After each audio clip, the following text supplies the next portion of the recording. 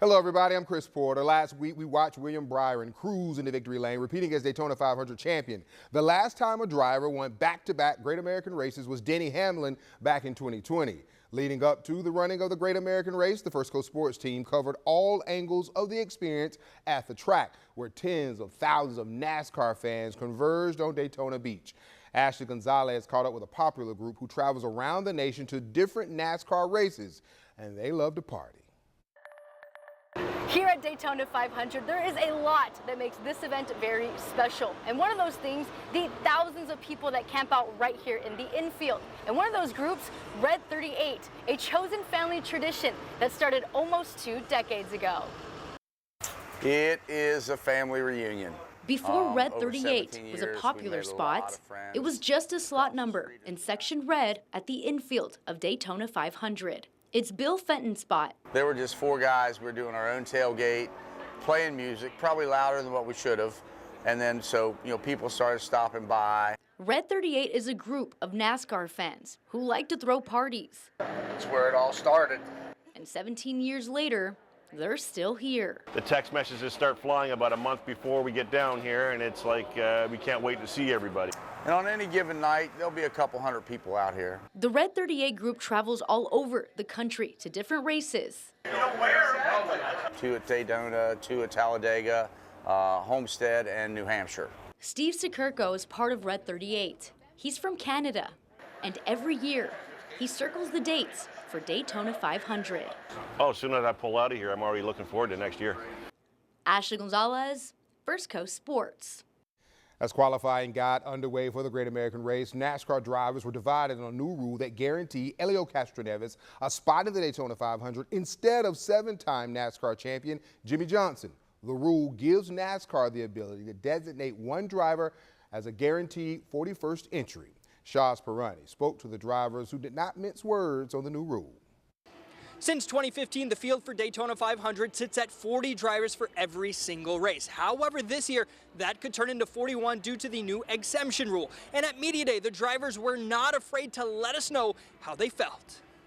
I think me personally, I would be more on the side of the fence that I'd rather just see those guys qualify in, and if they make the show, they make it.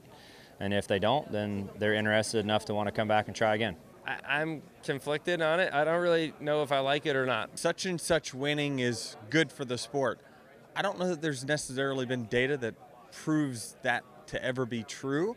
I think our core fans are our core fans, and they're going to tune in no matter what. While drivers aren't fully sold on the idea, they understand what it could mean for the sport.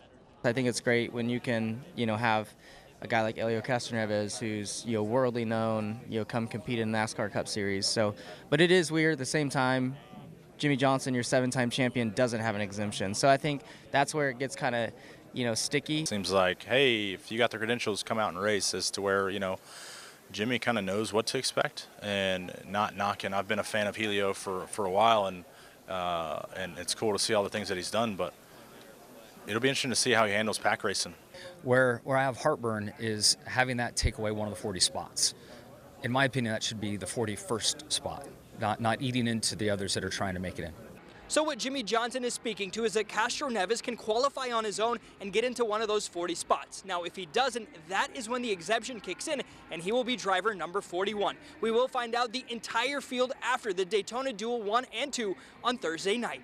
Reporting at Daytona International Speedway, Shaz Pirani, First Coast Sports. As qualifying wrapped up, we turned our eyes to the main race. The last time a stock car driver won back-to-back Daytona 500s, the year was 2020. The driver was Denny Hamlin. The goal for last year's winner, and the guy we know that eventually won this year, William Byron, was to repeat. Ashley Gonzalez caught up with him to find out what it takes to prep for the Great American Race. For William Byron, the journey to back-to-back victories is a test of both his mental preparedness and also his driving skill set. This challenge could define the rest of his career. There's a lot of circumstances. I think that, being in the right place, being able to have the tactical sort of, advantage and being able to know where to be on the racetrack is huge. The goal is to make it to the front when the checkered flag drops. And in order to do that, Byron says positioning throughout the race is everything. it's really a chess match, throughout the week, and trying to make sure that your week goes according to plan.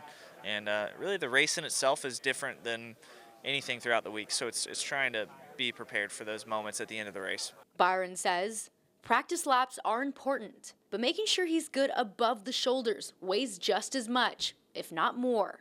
It's a mental game for sure. I think, really you just have to be prepared for anything in the race, because once you get in the event, the way the track races on that day, or the way that the stages play out, it's always a little bit different. And his success from last season is a layer of confidence for this time around. The comfort comes from having success here and being able to be in those situations and know what to do. So for me, yeah, it's more comforting and less pressure for sure.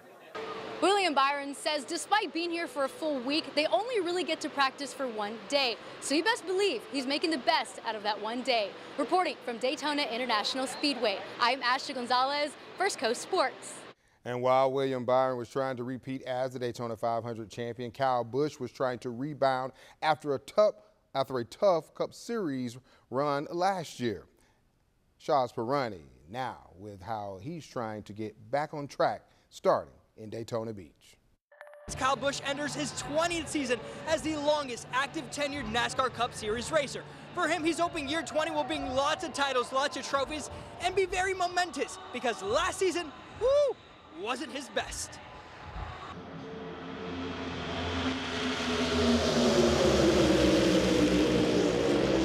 The game hasn't really changed a whole lot. It's just all about being able to be the one that does it the best. In his 19 seasons at NASCAR's top level, Kyle Busch has only gone winless once, and that was last year. Obviously, the technology's changed, the cars have changed, the safety features have changed, all the drivers have changed, So I would say all of that stuff is just kind of compounded over the last 20 years. Being here for that long, you get to see a lot of those different things kind of happen and go down. With the sport constantly evolving, Busch knows it's time to adapt himself.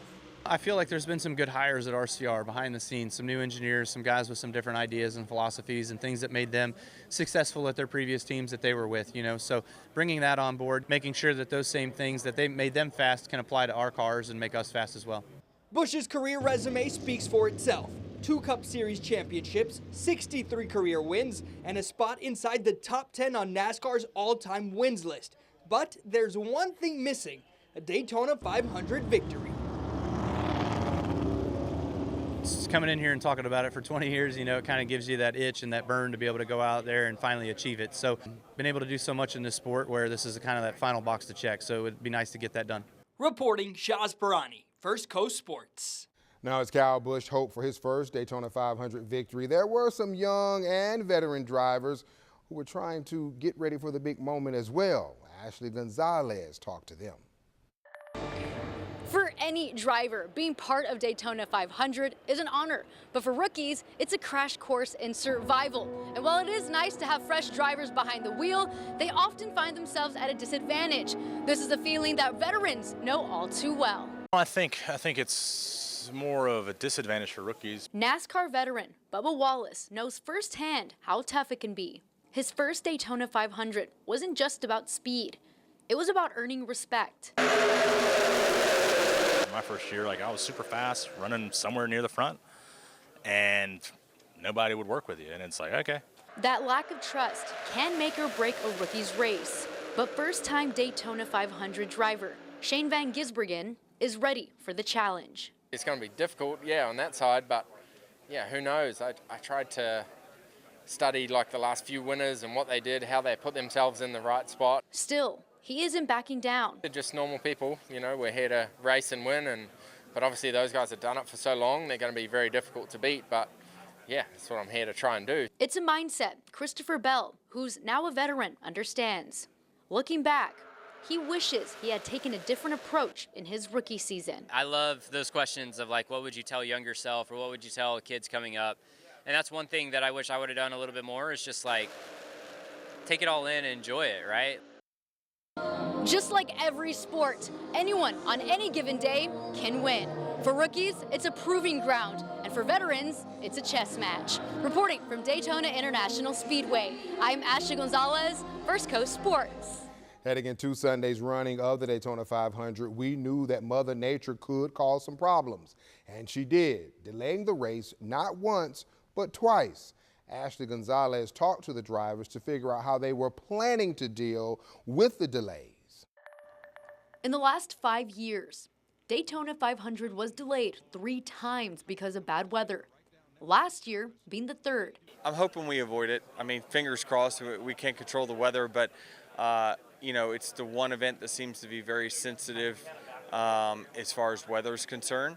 I mean, this is just this place this time of year. You're not going to get around it. And there's other times where you're just sitting around, chilling, waiting for the rain to play out. Whether I'm at the hauler or I'm at the bus with family. For Kyle Busch, limiting mental exhaustion is key if there's a long delay. It's just about trying to minimize brain time, right? Don't think about much and just kind of, this is a mentally taxing race, especially as you get down towards the end. You got to be fresh and ready to go. Ricky Stenhouse Jr., a NASCAR veteran, says a rain delay impacts the thousands of fans who travel here to watch the race. You know, this sport, I feel like, gets hammered sometimes by weather, and especially this race. You know, we get so many fans that, you know, have watch parties on Sunday to watch the Daytona 500, and yeah, for us and the teams, it's easy. You're bummed for the fans. While the drivers can do their best to stay ready, only time will tell if the weather holds up for the Great American Race. Ashley Gonzalez, First Coast Sports. Mother Nature not only impacted the drivers, but she also impacted the crews as well, the pit crews. Shaz Pirani with how they're handling the weather. With rain, you know, we just try to make sure that we keep the stall clean, keep it dry, so that when he come in, you know, he can have good grip on his tires. So the rain doesn't affect us too much. It affects the track, you know, the conditions of the track for the drivers when they're out there driving. Despite the threat of rain, pit crews maintain a strict routine, preparing their stalls and checking the cars to ensure every element is ready for any race condition. We'll come in early, we'll set up the pit box, and then we'll check the car. So when we check the car, we actually jack it up and see how the tires droop down and how much clearance space that we actually have to put on the tire. Because you're only working with, you know, minimum amount of space. Different tracks give you different like wheel openings and tire wear. Even with the meticulous planning, Daytona International Speedway presents a unique set of challenges as it's a super speedway, and the rain impacts the track differently than others. Nowadays, it's a little different because there are tracks where we'll do pit stops in the rain, and they'll put on, you know, rain tires. But here, you can't do it here. So. Reporting, Shaz Pirani, First Coast Sports. We're used to seeing former NFL players transition into coaching or broadcasting, but NASCAR? Shaz Pirani with why these former players are trading the gridiron for pit lane. This week, as I walked down pit lane, it became clear that many of these crew members are former NFL players. That's no coincidence because the two sports have more in common than we would think. You still are part of a team environment. You still have to work out, keep yourself in shape. You're still traveling. We're still racing on Sundays, and just understanding and being a part of high-pressure situations. While that sense of comfortability helped former NFL linebacker Jeremy Kimbrough transition as a tire carrier, for Super Bowl winning defensive back Josh Busch, it was more about the mentality of the sport. It's kind of next play mentality, so you make a mistake, you do something well, it doesn't really matter, it's just on to the next play. And here in NASCAR in the pit crew, you're going to do stop after stop all season long, expected to do the same thing, so it's kind of that same mentality of next play. But where things get interesting for the former football players is their new opponent. Football, you have somebody trying to stop you from doing what you need to do, and then being a pit crew member, nobody is trying to stop you, you're just racing against the clock. So it's just an ultimate test of yourself and your abilities or what you got to do for your specific job. A lot of guys that I play with, they're still searching for that itch and that want and that need to do something, and thankfully I found it here in NASCAR. Reporting, Shaz Pirani, First Coast Sports. NASCAR is expanding its horizons, aiming to captivate a new audience with a massive new TV deal, international races, and a brand new in-season tournament. Shaz Pirani spoke to some drivers who are on board, especially knowing This tournament can put some extra cash in their pockets.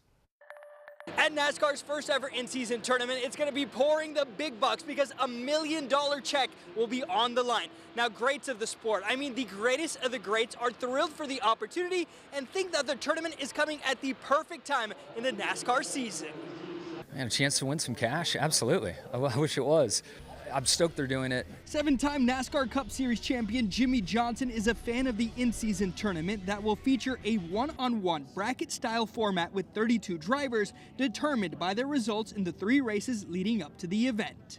I think it's going to be really good for the sport. There's no doubt about that. Other drivers are intrigued about how the new tournament will shape their tactics. No matter how your day is going, you're only going to be focused on one car, and you can change your strategy to race against that opponent compared to the whole field. So with it being the first time, nobody knows exactly how it's going to go. Curious to see how far some teams are willing to take it. Once we get to that point in the season, the seeding process will obviously really set up the paths for a number of drivers. Defending Cup Series champion Joey Logano thinks it's the perfect way to keep fans engaged during one of the slower stretches of the season. It's definitely the perfect time of the year because you got the hype at the beginning of the year, you have the hype towards the few weeks before the playoffs and during the playoffs, but you have that summer months where it's kind of like we're 15 races or so into the season and things are just getting a little repetitive. It really kind of jazzes that up a lot. NASCAR's first ever in-season tournament begins on June 28th at Atlanta Motor Speedway. It will be followed by 4 more races, wrapping up at the Brickyard 400 at the Indy Motor Speedway on July 27th, where the big $1 million check and all the bragging rights will be on the line. Reporting at Daytona International Speedway, Shaz Pirani, First Coast Sports. And that wraps up our busy week of Daytona 500 coverage. Again, William Byron won the 67th running of the Daytona 500 back-to-back Great American Race champion, the first driver to do it since Denny Hamlin did it back in 2020. Next up for the First Coast Sports team, the Players Championship will have a full week of coverage in less than a month. Thanks for watching.